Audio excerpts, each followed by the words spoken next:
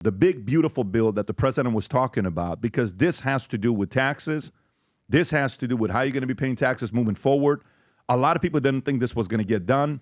There was a lot of challenges with it, but it eventually ended up happening. And I'm going to read some stuff here, Rob. I think you also have the whole thing in place if you want to play the clip. The House Rules Committee approved President Trump's big, beautiful bill in an 8-4 vote, with Speaker Johnson stating at 1 a.m. Wednesday, very close to resolving GOP disputes, enabling a potential House-wide vote by Wednesday night or early Thursday morning. That's Thursday morning here today. A key amendment introduced at 9 p.m. Wednesday accelerated Medicaid work requirements from 2029 to December 2026 for able-bodied recipients and ends green energy tax subsidies by 2028 unless they show quick returns, addressing demands from blue state Republicans for higher SALT deduction caps and conservative like Representative Chip Roy and Ralph Norman for stricter Medicaid rules and repeal Biden's Inflation Reduction Act subsidies. Rob, if you want to play this clip, and then we'll get right into it. We look forward to the Senate's timely consideration of this once-in-a-generation legislation. We stand ready to continue our work together to deliver on the one big, beautiful bill, as President Trump named it himself. We're going to send that to his desk. We're going to get it there by Independence Day on July 4th, and we are going to celebrate a new golden age in America. Tom, what's in this big, beautiful bill, and why should everybody be paying attention? Well, you know, when Biden had the Inflation Reduction Act, a lot of people, including us, looked into it and said, what the hell, right? What's going on? Well, this is a continuation. This means that the Trump tax breaks that have all been part of the budget of the United States, and they've been in place for years, including during Biden, will not be expiring. So taxes are not going to go up on Americans at the time where they could least use them going up right now, as with the economy adjusting. So that was number one. But then some good things happened. There was a bunch of green energy stuff in there that even at the time people said, you're giving away subsidies for nothing. We're not showing that the green energy was saving money or saving on investment in new energy plants, because we need nukes. Thank you. And they put a work requirement in that if you're going to get Medicaid, you're going to get food stamp, there's a work requirement. And if you work, Vinnie, what do you got to have? You got to have a green card. Yep. So guess what? So they're arguing, the Democrats are arguing, hey, there's 3 million people aren't going to be able to get to the SNAP program. Well, that's like an EBT card that you can go buy food with. Well, guess what? No. If you're working or you're trying to work or you have a green card, you can take advantage of it as low income. But if you just walked across from some foreign place and you're not supposed to be here, you can't use it. So all that was good. And I think this is a really good bill. Now, what we need to get is the fine print, Pat. And we don't have the fine print. And we're going to see that because July 4th he's talking about is it's got to go to the Senate. And Senate's going to arm wrestle over, but then Republicans are going to, pass it. It's going to happen, and then he's going to sign it. I think he's absolutely going to sign it on July 4th. And as a matter of fact, I don't think he wants to sign it, Pat, until July 4th, because he doesn't need to sign it till then because the tax cuts were the end of the year. So I think I think it's a good thing. Is it a celebratory thing? On a 1 to 10, I'm at about an 8.5 because it continues the tax cuts, and they're moving forward, and they're actually putting some requirements on things, and no taxes on tips, no taxes on overtime pay, and no taxes on car loan interest. Now, when you hear that one, that's part of fine print, because who's that going to help? The auto industry that's trying to sell cars. Exactly. But is it car loan interest of automakers that the car's made in the U.S. or any car loan interest? We need to. This is part of what I want to see. Can you specify that, Rob? Can you find that if the car loan interest is for? Because what I heard is the fact that the car loan interest is specific to cars that are made in America. And by the way, to add a few different things, here's what I looked up, Adam, before I come to you. Yes, sir. I asked the question, this big, beautiful bill that just passed, I want to know specifics of how it impacts the poor, the middle class, the upper class, and the super wealthy. So here's a low income, bottom 10%. Household resources are projected to decrease by 2% by 2027 and 4% by 2023. Medicaid cuts, approximately 8.6 million people could lose Medicaid coverage due to $716 billion in program cuts and new work requirements. You have to have certain requirements to get that, apparently. And, of course, we're going to learn more about this. This next one is very, very important. This next one says, an estimated 3 million individuals may lose monthly food assistance benefits as a result of a nearly $300 billion cuts to the supplemental nutritional system, the SNAP program, right? So guess what? If you're no longer getting the welfare program, you have to go get a job. Under Obama, if you guys remember, the unemployment checks went from 90 days to 6 months to 12 months. I even believe at one point they hit 24 months. Guess what people were doing? Nobody was looking for jobs. Of course not. The moment they cut that unemployment rate to like 90 days or 6 months, everybody started looking for jobs. So this $300 billion that's cut on SNAP, they have to go get that money somewhere else. Middle income temporary increases in child tax credit up to $2,500. No deductions on tips, overtime, and car loan interest. I want to know the car loan interest, Rob, if that is a U.S. car loan interest or any car loan interest.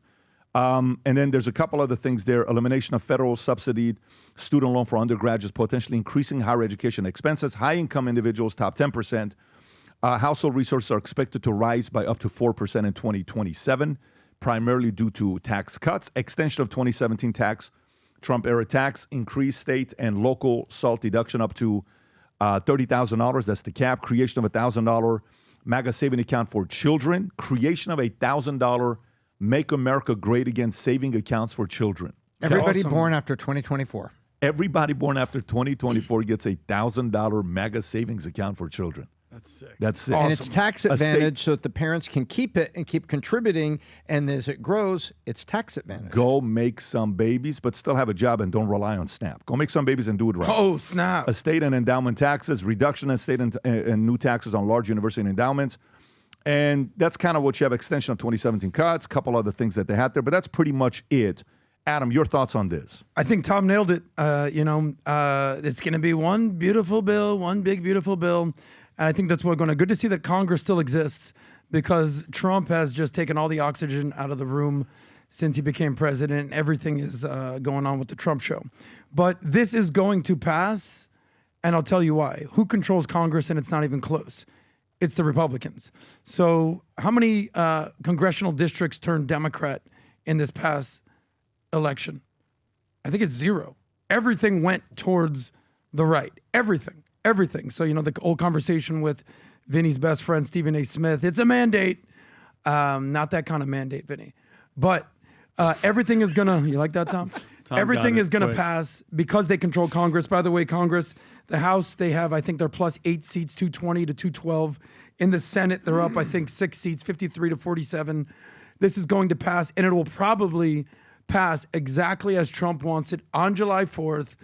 Happy anniversary. Happy birthday, America. This is what's going to happen. By the way, I was at the Wall Street conference yesterday, Jason Lyons event, and Byron Donald spoke.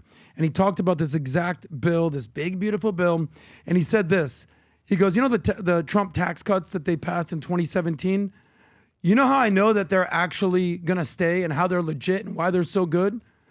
Because the Democrats didn't do anything to try to reverse them in the last 5 years. It's almost like, did you notice that Biden didn't do anything to reverse all the policies against China? Nothing. He kept the Trump's policies, the tariffs on China. Nothing changed. Now Trump's doubling down. But the Democrats, apparently from Byron Donald, did not do anything to reverse the Trump tax cuts. So it looks like this big, beautiful bill will pass. Great point, July Adam. 4th. And I'll add one thing in one sentence. Neither did Bill Clinton when he got to office. He didn't touch the Reagan program, which was consistent. There you go. That's interesting. He to was know touching the other pattern. programs. And by the way, I just asked right now, I just found that the car loan interest applies only to cars assembled in the U.S. If it's not, you don't participate in that. It's only assembled in the U.S. is what that's all about. You think this is going to pass, PBD, just like this? The way it is right now with the Senate? Like it passed the House, now it's going to the Senate. Look, when Hakeem Jeffries, who is the minority The dream. leader? He's the dream. Right. When he only gets up for 30 minutes to debate and fight this, and if you remember Kevin McCarthy, he stood up for hours and hours and hours and hours and hours talking about how this is terrible. Guess what they're saying? They're not fighting. Yeah. They're accepting. Well, it's gonna this be is passing. tough to fight There's when not you a don't fight. have There's not a fight. Vinny. How much? So, and Tom, you said that this was an 8.5 as a pot from 1 out of 10. Yeah, I think this is an 8.5, and I want to see the fine print because they really went down through multiple areas, and that's the purpose of Congress to do. That's what they're supposed to do. How much? And how much? Remember, does this help? Nancy Pelosi? We'll find out what's in it after we pass. Find you. And how much?